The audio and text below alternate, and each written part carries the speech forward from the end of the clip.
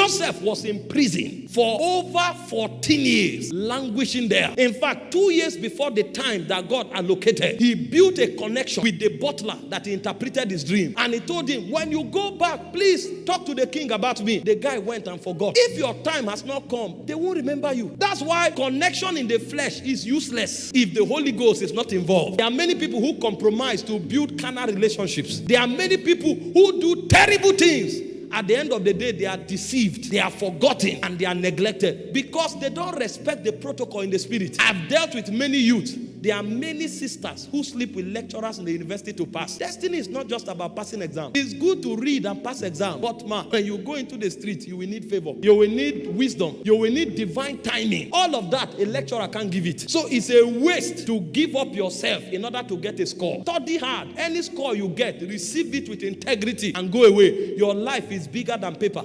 Psalm 105 verse 17. He sent a man before them, even Joseph. The Bible said he was sent. What a way to send a man. He was in the pit. He was a houseboy. He was accused. He was put in prison. Is that how God sends men? Yes. What you call a life of pain and sorrow was a divine errand. But the guy knew. He knew that although things are not working now, but all things will eventually work for my good. For all things work together for good to them that love God, to them who are called according to his purpose. And so while he was in prison, he was waiting for his time. So when Potiphar's wife came, sleep with me, he said, no.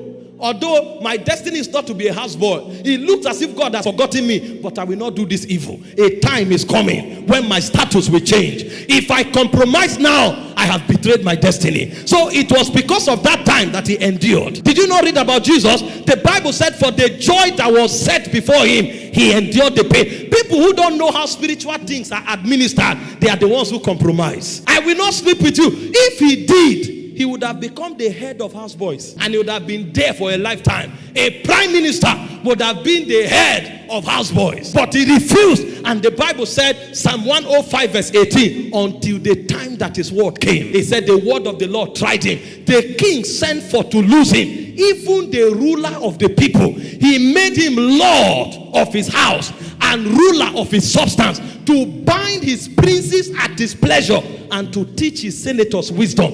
Imagine, Potiphar was not even a senator. The guy was going to a level in life where senators will become his students and disciples. What if he compromised? He knew that there was a time. He knew that there was a season where everything that pertained to his deliverance will happen. Hear me, women of God. It doesn't matter if you are in a pit. It doesn't matter if you are frustrated. Keep your ground. Your time is in the spirit. When that moment comes, the Bible said he lifted up the beggar from the dunghill and he causes him to stand among princes that they may inherit throne. You will not end where you are. You are on a journey. Wait for your time.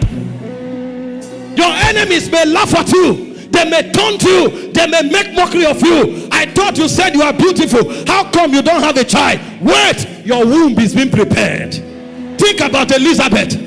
She was not giving birth until she was old. But that womb needed to be incubated with prayer, because the one that was coming was a voice crying in the wilderness. It's not every womb that can carry that child. So it's not about the number of children. It's about the weight of destiny that they carried. And when the guy showed up, they said, who are you? He said, I'm the voice of the one crying in the wilderness. Prepare a way for the Lord. It took an intercessor to raise that child.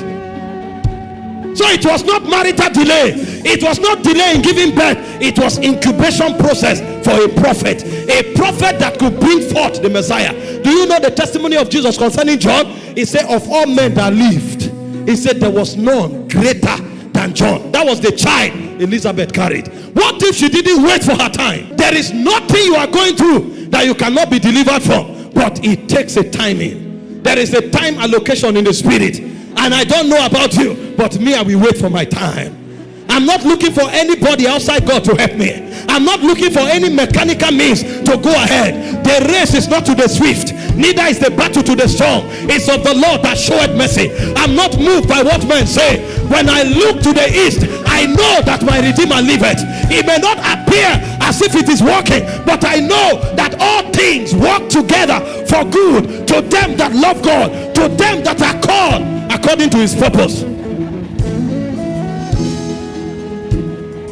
Don't bother about those mocking you. That's not where your destiny is going to. Did you read about Hannah? The Bible said Peninnah made a mess of her. Every time they went to Shiloh, Shiloh was supposed to be the high place of worship, but it was in the place of worship that she was mocked, so that she couldn't access her God. But a day came, she realized that this thing is a distraction, and she went before God. She left every distraction aside, and she was laboring in prayer, and God remembered Hannah. God remembered Hannah. When your time comes, God will remember you. I prophesy over someone, this is your season of remembrance. Thank you for watching this video. We trust you have been tremendously blessed. To get more messages by Apostle Michael Orokpo, kindly join our Telegram channel by following the link on your screen. Your life will never remain the same. God bless you.